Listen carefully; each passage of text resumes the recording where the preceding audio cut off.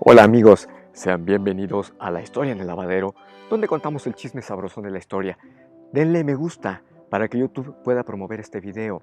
Inviten a sus amigos a que se suscriban y activen la campana de notificaciones para recibir el aviso de nuestra nueva emisión y se unan todos a el lavadero de todos. Agradezco saludos y comentarios de nuestros Intelifans, doctora Leti Loya, muchas gracias, Ani Landa, Remedios Moreno, Verónica Hernández. Así es, Verónica, Juana de Castilla fue separada de la posibilidad real de reinar, pero nunca lo pudo hacer, primera porque su marido murió antes, entonces pues, obviamente no aplica aquí el caso de Felipe el Hermoso. Y su padre pues trató de marginarla, pero pues él también terminó muriendo y al final del día terminó siendo desplazada por su hijo y por las cortes. Fueron las cortes que deliberaron para que ella no se quedara al frente y se quedara un varón, en este caso Carlos I. Pero bueno, también es real que Juana de Castilla tuvo una crisis emocional por la muerte de Felipe el Hermoso y pues eso desencadenó la oportunidad perfecta para desplazarla. Agradezco también a la doctora Xochitl Larios por haberme invitado a dar una ponencia sobre el tema que vamos a tratar hoy, allí con sus afiliados en el estado de Jalisco. Muchísimas gracias, un abrazo, fue un placer. Y bueno, pues a todos muchas gracias por su preferencia.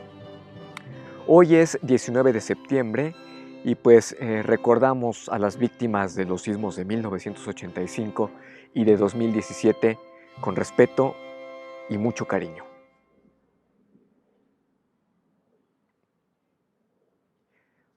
Pues bueno, continuamos con la serie 500 y 200 y hasta ahí estamos ataviados para hablar del tema. Aquí está el emblema que diseñamos, es el año 2021, abriéndose y pues se muestra el año 500, pero cuando se desdobla pues también se muestran los 200, 500 y 200 años, pero este 200 es un mapa de México estilizado, las penínsulas y el territorio, y además con otros emblemas como estilizados por supuesto también un grano de maíz y un grano de trigo que hablan de nuestros orígenes. Entonces bueno, pues se hizo este diseño para toda esta serie. Y bueno, pues hoy entrando ya estamos en la parte interesante, la gran mentira que nos contaron sobre México. El periodo de 1808 a 1810 que culminó con la Guerra de las Vírgenes cuando estalló la insurgencia conservadora. Nos han contado tan mal la historia que nos han hecho creer que en 1810 estalló una gesta libertadora y emancipadora que surgió espontáneamente y que allí comenzó la independencia de México. Pero ese es el más grande embuste de nuestra historia. Nos mintieron, nos engañaron y la única justificación posible que encuentro está en el resentimiento ideológico. Hace 4 meses presentamos el programa de la Guerra de Independencia de España. Y ese es justo el origen de la insurgencia en México, porque cuando los franceses invadieron España en mayo de 1808 y depusieron al rey Fernando VII, promulgaron una constitución liberal que le quitaba poder al clero y a los nobles, afectándolos, no solo en España, sino en todas sus posesiones en América y el resto del mundo. En Nueva España, la inconformidad de estos grupos también fue manifiesta, y aunque la historia oficial nos dice que todo comenzó en 1808, esa historia no está bien contada, porque omite motivos y objetivos. Ante la capitulación de Fernando VII en Bayona y la imposición de José Bonaparte como rey en España, así como el liberalismo en la Constitución que se iba a hacer en Cádiz, pues en la Ciudad de México, capital de la Nueva España, los funcionarios del Ayuntamiento de la Ciudad de México fueron los que iniciaron un movimiento de reacción contra la invasión francesa en España. Así es, ni era independencia, ni era de México, ni era una revolución armada. Se trataba de un acto político de rechazo y desconocimiento a la imposición francesa, encabezada por gente cercana al poder virreinal, como el abogado Francisco Primo de Verdad, el regidor del Ayuntamiento de la Ciudad de México, Juan Francisco Azcárate, y el monje, un religioso de nombre Melchor de Talamantes, quienes aprovecharon su influencia y persuadieron al virrey José de Iturrigaray para convocar a los ayuntamientos de la Nueva España y hacer la propuesta de crear un gobierno provisional que desconociera a las autoridades impuestas en España por los franceses, motivo que convenía a los españoles que estaban perdiendo sus privilegios.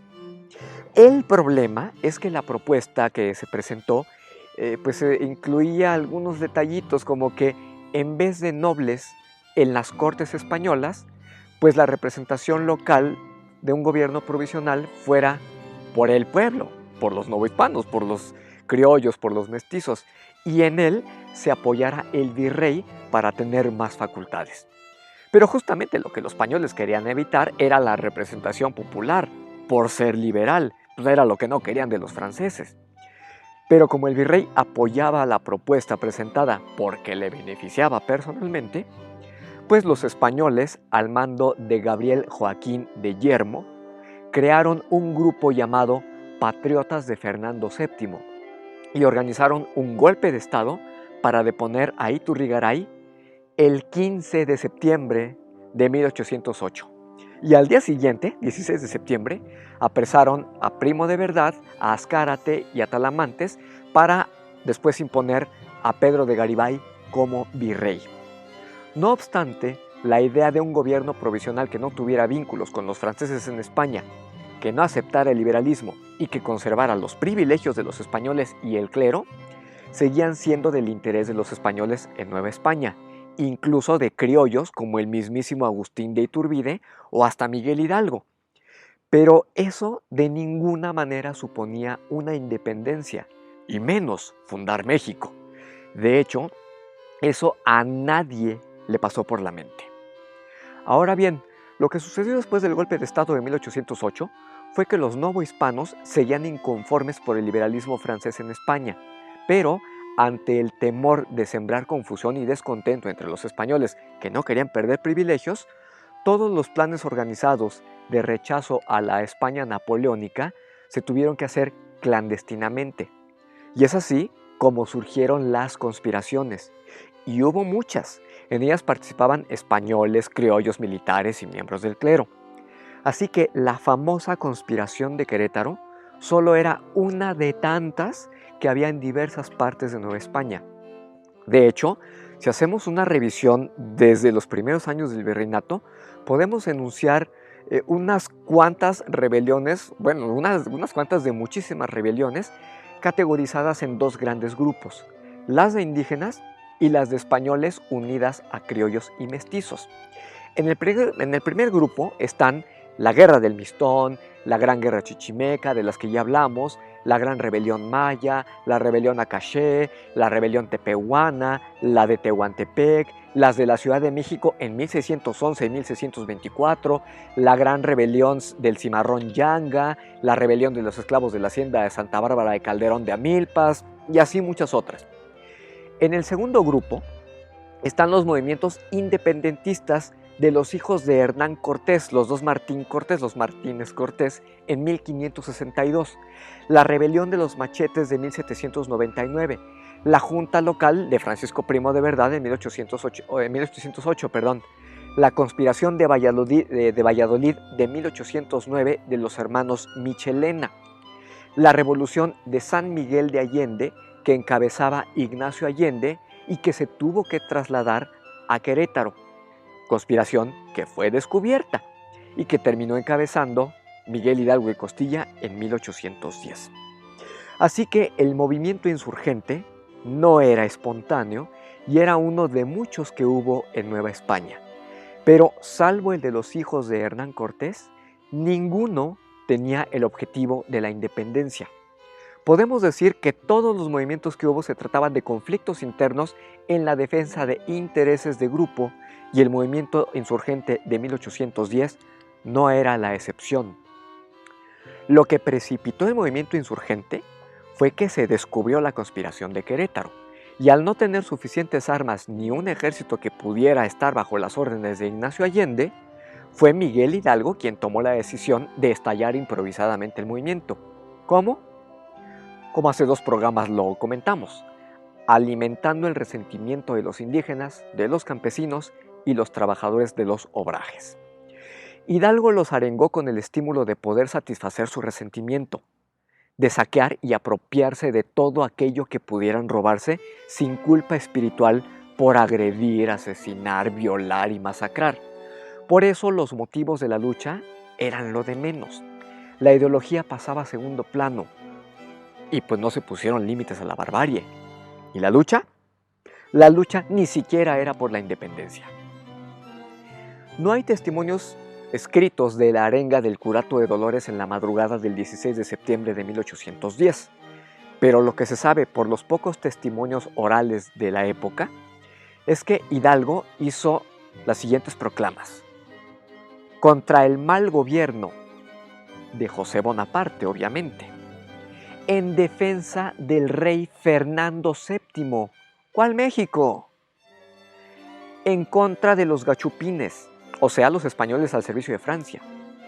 Y en defensa de la Virgen de Guadalupe, para hacer que se alimentara el resentimiento entre los indígenas, entre los criollos, los nativos y los mestizos.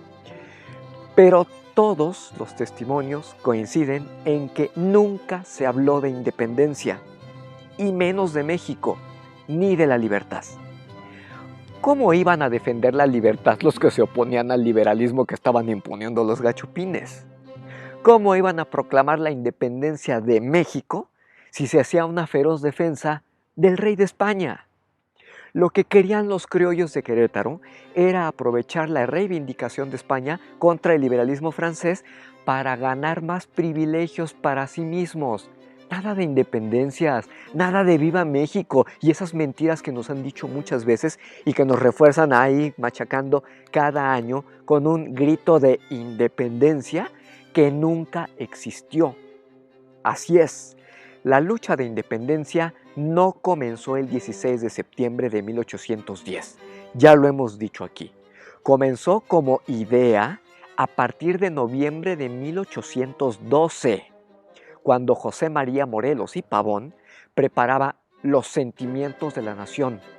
Y la idea de México la proporcionó el oaxaqueño Carlos María de Bustamante, que era periodista, ideólogo e historiador orgánico del cura Morelos, y fue quien divulgó el indianismo y acuñó los términos del anáhuac y de la América mexicana que quedaron plasmados en la Constitución de Apatzingán hasta 1814. Así que les digo la neta que la historia oficial calla.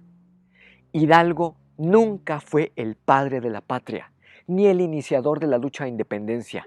Nos mintieron y nos quieren seguir mintiendo con los gobiernos del aquí y ahora.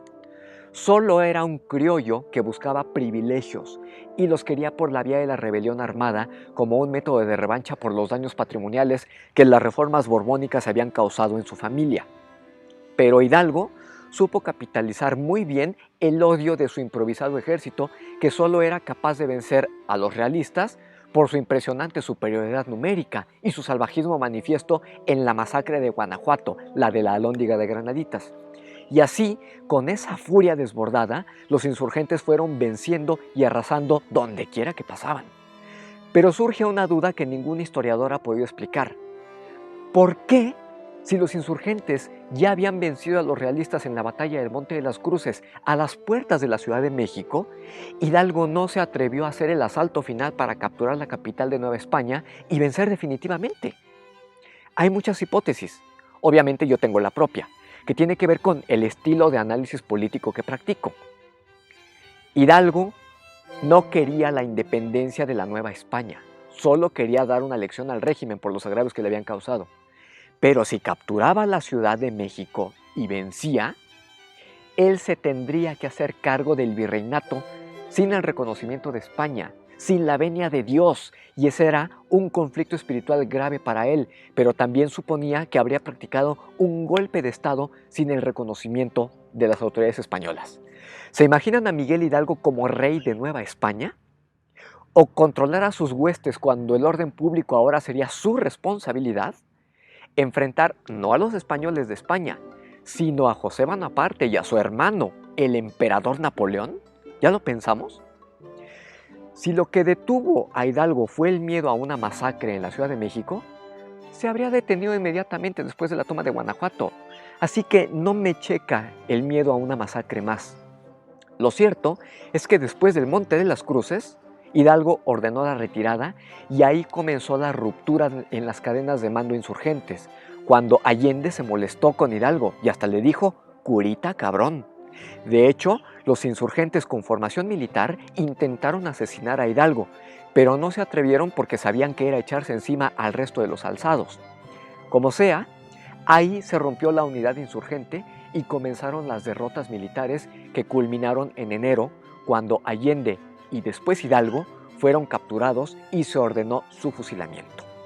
Así es, el movimiento insurgente duró de septiembre de 1810 a enero de 1811, 4 meses, y cayó sin victoria, obviamente menos una independencia, por la sencilla razón de que esa idea ni siquiera les pasó por la mente.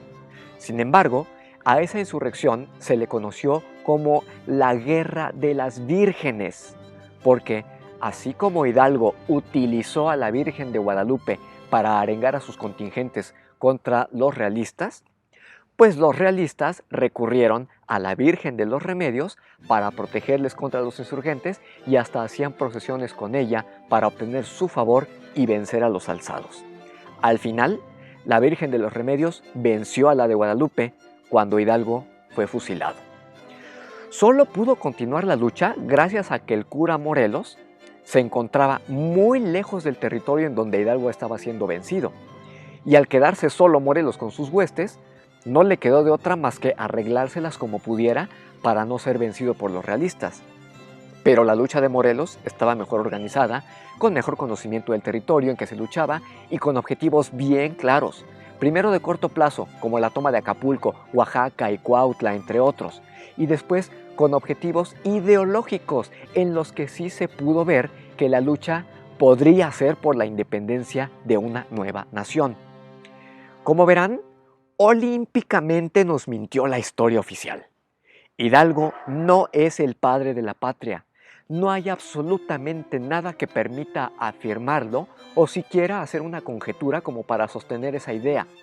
Y solo se trató de una insurrección que resultó aplastada como muchas otras que hubo a lo largo del tiempo. Y aunque había personas que simpatizaban con la idea de poner límites al liberalismo francés en Nueva España, como el mismo Agustín de Iturbide, simplemente no estaban de acuerdo con los métodos violentos de Hidalgo y por eso no se sumaron a él, pese a que Hidalgo e Iturbide eran primos. La única razón lógica para hallar la reivindicación de la figura de Hidalgo es que, al parecer, Iturbide, el verdadero libertador de México, no era masón, como todos los demás protagonistas de la consumación de la independencia, y como Hidalgo, que sí era masón. Si quitaban de la historia oficial al auténtico libertador de México solo por una cuestión ideológica, pues no pasaba nada. Se podía acomodar de manera forzada a Hidalgo para hacerlo parecer el héroe que nunca fue. Hay otras curiosidades que la historia oficial no nos cuenta sobre este episodio histórico, como que hubo muchas damas participantes en la gesta, independientemente de José Ortiz de Domínguez y Leona Vicario. Ahí tenemos a Gertrudis Armendáriz, a Josefa Huerta, a Rafaela López, a Josefa Marmolejo, a Manuela Niño, a Josefa Martínez, a Micaela Monroy, Josefa Natera, Ubalda Sánchez, Mariana Rodríguez, Ana Villegas, Manuela Taboada, entre muchas otras. También lo que conocemos como el Zócalo se llama en realidad Plaza de la Constitución. Pero no crean que se refiere a la Constitución mexicana, sino a la Constitución de Cádiz de 1812, justo la Constitución liberal contra la que lucharon los insurgentes, y que después los españoles lograron consumar con la independencia de México, pero se le quedó así el nombre a la plaza, Plaza de la Constitución, de Cádiz, entre paréntesis, no de México. También hay otra curiosidad. Pensamos que la arenga de Hidalgo fue muy a la mexicana, pero el cura hablaba español castizo. Así que imagínenselo hablando con este acento. Y la última curiosidad es que se usa la noche del 15 de septiembre para ocultar un negro episodio de la historia mexicana que tiene que ver con esa fecha. Porque un 15 de septiembre, pero de 1847, fue izada en el Palacio Nacional la bandera de los Estados Unidos. y allí permaneció hasta junio de 1848. Así que la mejor manera de tapar este triste capítulo es convertir la fecha de una noche de tragedia en una noche de fiesta patriótica. Como verán, nos han mentido descaradamente y nos siguen tratando de mentir, de reescribir la historia a partir de prejuicios para inducir el odio. Si vamos a hablar de la independencia de México, que sea con la verdad. Y en honor a la verdad, Hidalgo no es padre de la patria. La ceremonia del grito que se hace cada año es muy bonita, es simbólica, a mí me gusta, es romántica, y aunque ya la chotearon y un día a alguien se le ocurrirá darle vivas a su mascota, en fin, ese acto no se sujeta a la verdad de los hechos. El auténtico origen de la idea de la independencia de México está con el cura Morelos el 14 de septiembre de 1813, con la proclama escrita de los sentimientos de la nación. Es una declaración de independencia, hace 208 años, y que culminó con la consumación de la independencia en 1821, gracias a las coyunturas, los intereses y la pacífica determinación de Agustín de Iturbide y Aramburu. Estoy seguro que muchos de ustedes ya conocían esta verdadera historia, y quienes no, pues qué bueno que se les va cayendo la venda de los ojos y se den cuenta que nos han mentido toda la vida. Así el chisme en este lavadero. Y bueno, pues los invito a que celebremos la Declaración de Independencia de México cada 14 de septiembre y el verdadero nacimiento de la nación los días 27 y 28 de septiembre de cada año. Además de que se reivindique a Carlos María de Bustamante por darle nombre a nuestro país, y a Morelos, Iturbide y O'Donoghue como los verdaderos padres de la patria mexicana, porque este último incluso renunció a ser español para convertirse en uno de los primeros mexicanos. Así las netas de la historia. ¿Pero qué creen? Ya se nos acabó el detergente y pues el chisme del día de hoy. Pero si les gustó, no dejen de suscribirse y activar la campana de notificaciones para el aviso de nuestro próximo video, porque la próxima semana vamos al clímax de esta serie. 200 años de un sueño. México. Por lo pronto, yo les deseo un excelente día y les espero el próximo domingo para un chisme nuevo aquí en La Historia en el Lavadero. Adiós.